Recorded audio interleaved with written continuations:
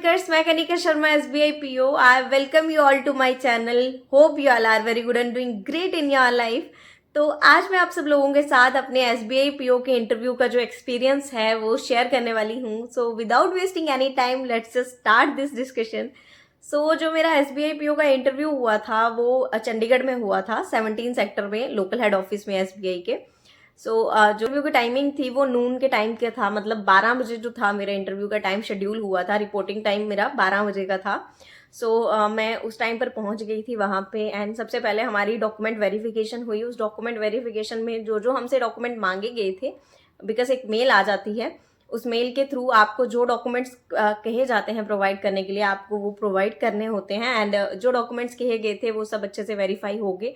उसके बाद जो था हम लोगों को पैनल अलॉट पहले ही हो चुका था. जब हमें मेल आई थी उसमें तो मुझे पैनल 1 मिला था. सो पैनल 1 में जो था हम लोगों को पैनल वाइज जो था बिठा दिया गया था.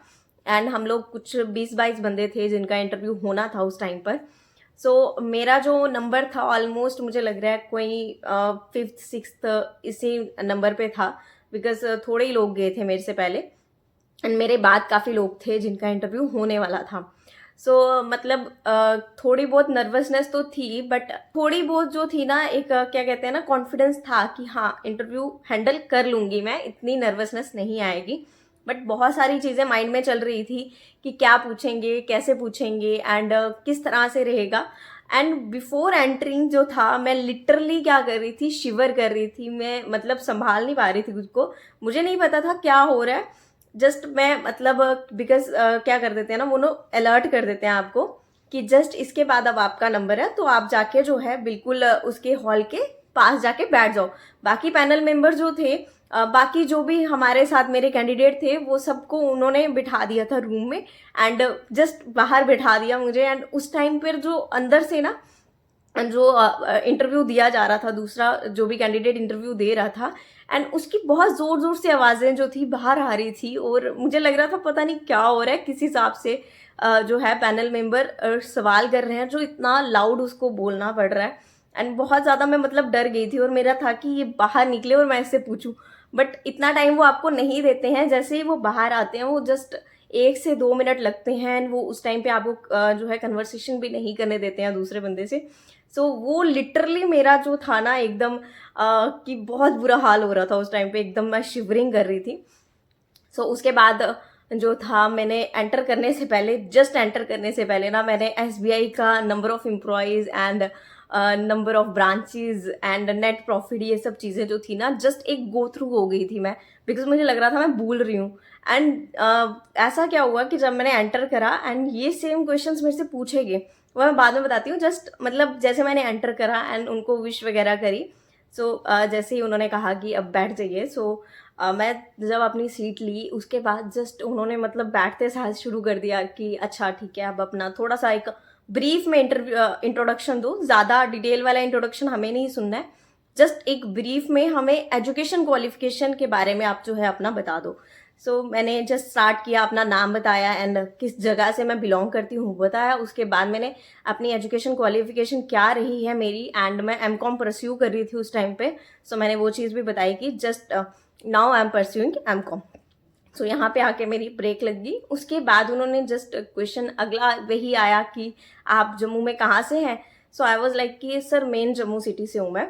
सो उसके बाद उनका ये क्वेश्चन आया कि आपने कभी जम्मू से बाहर जाने का नहीं सोचा. तो मैंने कहा कि नहीं सर, अभी तो इस तरह का कोई प्लान मेरा है नहीं है, बट अगर SBI मौका दे तो श्योर है कि मैं मतलब ट्राई करूँगी जाने का, बाहर एक्सप्लोर करने का, बाहर का वर्ल्ड.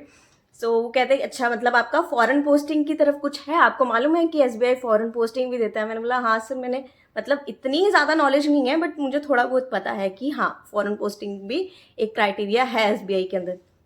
एंड आफ्टर दैट उन्होंने मेरे से जस्ट जो चीज़ मैं बाहर पढ़ के आई थी वही चीज़ उन्होंने रिपीट कर दी. अच्छा बताइए SBI की नंबर ऑफ ब्रांचेस कितनी है, SBI के नंबर ऑफ एम्प्लॉयज़ कितने हैं, उसका प्रॉफिट क्या रहा है, एंड आपको पता है कि SBI के कस्टमर्स कितने हैं. सो मैंने कहा हाँ जी. उस टाइम पे 44 करोड़ समथिंग जो थे ना SBI के कस्टमर्स थे. सो मैंने वही चीज़ उनको कही एंड मैंने उनको कहा कि सर हाँ यहाँ पे देयर इज़ अ सेइंग कि इतने तो मतलब अमेरिका में पॉपुलेशन नहीं है जितने एसबीआई के कस्टमर्स हैं। एंड वो मतलब एकदम ना इम्प्रेस हो गए इस लाइन से कि हाँ इसको इस चीज़ के बारे में पता है। सो एंड उसके बाद जब मैंने ये कस्टमर्स वाली बात करी तो उन्होंने कहा कि क्या आप भी एसबीआई के कस्टमर हैं। सो मैंने कहा हाँ जी सर, मैंने रिसेंटली जो है लास्ट मंथ ही एसबीआई में अकाउंट ओपन करवाया। उन्होंने कहा कि किस तरह से आपने ओपन करवाया। सो मैंने उनको बताया कि सर मैंने योनो के थ्रू ओपन करवाया था, VKYC के थ्रू।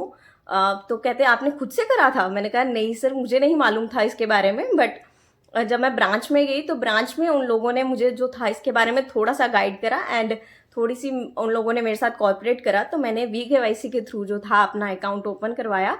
आफ्टर दैट उन लोगों ने मुझे जो था उसके बारे में, योनो किस तरह से वर्क करता है, किस तरह से चलेगा, उसके बारे में भी थोड़ा बहुत उन्होंने मुझे बताया। बाकी मैं योनो जो है खुद भी एक्सप्लोर अभी कर रही हूँ कि किन किन चीज़ों को हम जो है योनो पे कर सकते हैं।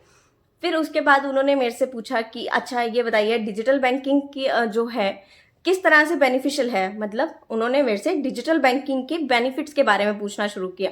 तो फिर मैंने उनसे डिजिटल बैंकिंग के बेनिफिट्स बताए।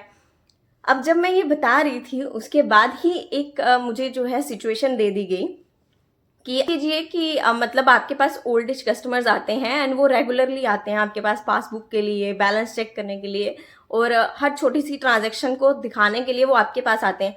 तो क्या आपको लगता है कि डिजिटल बैंकिंग जो है उनको जो है हेल्प कर सकती है और वो क्या डिजिटल बैंकिंग की तरफ शिफ्ट हो सकते हैं, क्या ऐसा आपको लगता है? तो मैंने अपनी जो है ना ग्रैंड मदर, मतलब अपनी दादी की जो थी, उनको एग्जांपल दी कि हाँ सर, मुझे लगता है कि मैं उनको कन्वर्ट कर सकती हूँ, बट ऐसा नहीं है कि वो मेरे एक बार ही कहने पे ही कन्वर्ट हो जाएंगे। मुझे उनको बार बार जो है वो चीज़ कहनी पड़ेगी और उसके बेनिफिट्स जो हैं उनको मतलब लाइव दिखाने पड़ेंगे कि देखो एक्चुअली में ऐसा होता है। सो बिकॉज सर जिस तरह से मेरी ग्रैंड मदर हैं, मैं ऑनलाइन जो हूँ शॉपिंग करती हूँ एंड ऑनलाइन जब सामान आ जाता है घर पे तो मेरी दादी को मतलब एकदम जो है ना स्टार्टिंग में वो इस चीज़ को मानते नहीं थे, बट अब मैंने धीरे धीरे जिस तरह से उनको बार बार ये चीज़ें दिखानी शुरू की है, ये देखो दादी ये चीज़ यहाँ से आप अभी मंगाओगे ना, बस हफ्ते के बाद ये चीज़ वहाँ से डिलीवर होके यहाँ तक आ जाएगी। सो इस तरह से मैंने उनको जो था उस सिचुएशन के अकॉर्डिंगली अपनी ग्रैंड मदर का जो था एग्जाम्पल दे करके समझाने की ट्राई करी एंड आंसर करने की ट्राई करी एंड उस आंसर से वो काफ़ी सेटिस्फाई थे कि हाँ अगर आपने इस तरह से अपनी दादी को कन्वर्ट किया है ना, तो सेम इसी तरह से आपको बाकी जितने ओल्ड एज कस्टमर्स आएंगे आपको उनको कन्वर्ट करना है। तो मैंने कहा हाँ सर, श्योरली मैं ये करने में आई थिंक कि मैं इस चीज़ में कैपेबल हूँ और मैं कर लूँगी।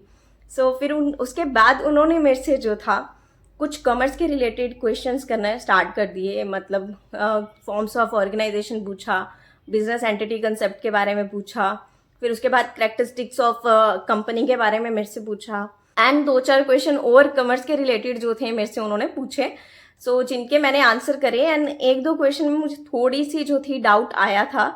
मतलब जैसे उन्होंने मेरे से एक कंपनी की कैरेक्टरिस्टिक्स के बारे में जब उन्होंने मेरे से क्वेश्चन करा था, सो बताइए कि क्या क्या कैरेक्टरिस्टिक्स होते हैं। तो मैंने उनको कहा कि मतलब कंपनी जो होती है एक लीगल एंटिटी होती है जिसका फिजिकली जो होता है कोई वजूद नहीं होता है, लेकिन एक्चुअल में वो लॉ की नज़रों में जो है लीगल एंटिटी है और लॉ की नज़रों में वो एक मतलब पर्सन है और उसके जो है कॉमन सील होती है एंड उसके जो है कंपनी साइन नहीं करती है कंपनी इस तरह से। तो 1-2 कैरेक्टरिस्टिक्स जो थे मैंने उनको जब बताए, सो एक कैरेक्टरिस्टिक्स जो था मेन मैं मिस कर रही थी वो था कि मतलब जो कंपनी है वो परपेचुअल सक्सेशन में जाती है, मतलब कंपनी कभी एंड नहीं होती है, मतलब हमेशा कंपनी चलती जाती है। सो वो मैं कैरेक्टरिस्टिक्स मिस कर रही थी। तो उन्होंने मुझे कहा कनिका आपको लग नहीं रहा कि आप एक मेन कैरेक्टरिस्टिक्स जो है वो उसका मिस कर रहे हैं। सो मैंने कहा सर अभी तो मैं फ़िलहाल यही चीज़ें रिकॉल कर पा रही हूँ। फिर उन्होंने कहा कि परपेचुअल सक्सेशन भी होता है ना, मैंने बोला हाँ सर होता है। सो फिर एंड उसके बाद जो था एकदम लास्ट में उन लोगों ने मतलब मेरा बस ख़त्म होने ही वाला था, उसके बाद सेंटर में जो थे ना CGM सर बैठे हुए थे, सर्कल के जो जनरल मैनेजर होते हैं, और मुझे नहीं पता था कि ये CGM है एंड जो मेरे से इंटरव्यू ले रहे हैं जिन्होंने मेरे से काफ़ी ज़्यादा बातें करी हैं वो GM network 1 and GM network 2 बैठे हैं साथ में। उस टाइम तक मुझे कुछ नहीं पता था, जो मतलब सिर्फ नाम पता थे। अब ऐसा तो फेस मैंने किसी की फ़ोटो वगैरह कुछ नहीं देखी थी, तो मुझे नहीं आइडिया था। सो उसके बाद CGM सर ने जब मेरे से पूछना स्टार्ट किया, मुझे तो वैसे नहीं पता था, मैं तो नॉर्मल कन्वर्सेशन ही कर रही थी। सो CGM सर ने मुझे कहा कि अच्छा आप जम्मू से हैं? मैंने बोला हाँ जी सर। सो वहाँ का इन्वायरमेंट तो इतना हार्श नहीं होता। मैंने बोला हाँ सर, नॉर्मल इन्वायरमेंट होता है। कश्मीर एंड लेह लद्दाख के कंपैरिजन में इतना हार्श जो है हमारा इन्वायरमेंट या इतना हार्श वेदर जो है वहाँ का नहीं है। तो उन्होंने मेरे से कहा कि कनिका, आपको पता है ना कि जैसे कि अभी बैंक जो है फीमेल एंड मेल में कोई डिफरेंस नहीं करता है, एंड बैंक एक सबसे ज़्यादा सेफ ऑर्गेनाइजेशन मानी जाती है फीमेल्स के लिए। मैंने बोला हाँ जी सर। उन्होंने कहा कि अभी लेकिन ये है कि पहले एक कंसेप्ट रहता था कि फीमेल्स को जो थी प्रेफरेंस दी जाती थी एंड अच्छी अच्छी पोस्टिंग दी जाती थी, एंड मेल्स को तो था हार्श जगह पे भेजा जाता था। बट अब ऐसा नहीं है। अगर हम आपको लेह लद्दाख में पोस्ट कर दें, क्या आप वहाँ पे जाओगे एंड क्या आप अपनी ड्यूटी परफॉर्म करोगे? तो मैंने कहा हाँ सर, मैं करूँगी एंड मैं ट्राई करूँगी वहाँ पे परफॉर्म करने का। कहते नहीं, कैसे करोगे, इतना हार्श वेदर होता है, आपकी बॉडी सह नहीं पाएगी। मैंने बोला सर, वहाँ पे भी लोग रहते हैं, मैं भी रह लूँगी, अगर वो सर्वाइव कर रहे हैं तो सर मैं भी सर्वाइव कर लूँगी। ये चीज़ जैसे ही मैंने बोली, साइड पे मैम बैठे थे, उन्होंने जस्ट ऐसे कर दिया, क्लैप कर दिया, एंड आई वाज लाइक अच्छा, मैंने इतना अच्छा जवाब दे दिया। मतलब बट मैंने अपने इमोशंस को उसी टाइम पे कंट्रोल रखा कि मतलब अगर मैं ज़्यादा इमोशन अपने एक्सप्रेस कर गई तो वो भी शायद मेरे लिए गलत हो जाएगा। वहाँ पे मैंने थोड़ी सी अपनी प्रेजेंस ऑफ माइंड को जो था अप्लाई करा, एंड मुझे नहीं पता था, स्पॉन्टेनियसली मेरे मुंह से ये चीज़ निकली and I just replied it, and but वो चीज़ मेरे फेवर में कर गई, एंड सारा पैनल जो था वो एकदम अच्छे से पॉजिटिव सा जो था ना, एक एनर्जी उस एक रिमार्क से मुझे मिल गई, एंड आई वाज मतलब एक उस टाइम पे ना फीलिंग आ गई कि अच्छा, ये इंटरव्यू मैंने कर लिया भाई, ये इंटरव्यू तो निकल ही जाएगा, इस तरह वाली फीलिंग मेरे अंदर आ गई थी। अब आप जा सकते हो। मैंने बोला ठीक है सर, एंड सबको मैंने ग्रीटिंग्स करी, एंड मैं वहाँ से एक मतलब जितना मैं नर्वस थी ना, उतनी नर्वसनेस वहीं पे छोड़ के जस्ट मैं बाहर आई, एंड एकदम मतलब स्माइल वाला फेस था, बिकॉज वो लास्ट रिमार्क जो था ना, एंड जो लास्ट में रिएक्शन मुझे पूरे पैनल का मिला ना, उस रिएक्शन ने वो एक्चुअली में मुझे बहुत ज़्यादा मतलब पॉजिटिव कर दिया था। बट बाहर आके मैंने किसी से ये चीज़ शेयर नहीं करी, बिकॉज मेरा ये था कि जब तक रिजल्ट नहीं आ जाता तब तक तो किसी से शेयर नहीं करना है। घर आई मैं, घर पे भी सब पूछने लगे, तो मेरा ये था कि हाँ पता नहीं कैसा हुआ यार, बस हो गया हो गया। बट जब रिजल्ट आया, इंटरव्यू में मेरे 47 आउट ऑफ 50 थे, एंड दैट वाज कि मतलब मेरा तो वो इंटरव्यू ही था जो मेरा सेवियर बना एक्चुअल में, बिकॉज मेरे मेंस में 10 से 12 मार्क्स ही ऊपर थे। मैंने अपने चैनल पे SBI का वैसे स्कोर कार्ड डाला हुआ है, तो उसका मैं लिंक डाल दूंगी पिन कमेंट में, वो आप देख सकते हो कि किस तरह से इंटरव्यू ने मेरे को सेव करा था, एंड वो एक इंटरव्यू जो था वो मेरे लिए काफ़ी ज़्यादा अच्छा रहा। उस वजह से जो थी मैं आज SBI में एज अ PO वर्क कर रही हूँ, एंड होपफुली नेक्स्ट मंथ जो है मैं कंफर्म भी हो जाऊँगी, एंड एक scale 1 officer as a assistant manager या फिर CSO या फिर ब्रांच मैनेजर बैंक को लीड करूँगी। ये थी मेरी पूरी इंटरव्यू की जर्नी, किस तरह से उस इंटरव्यू ने मेरी लाइफ को चेंज करा।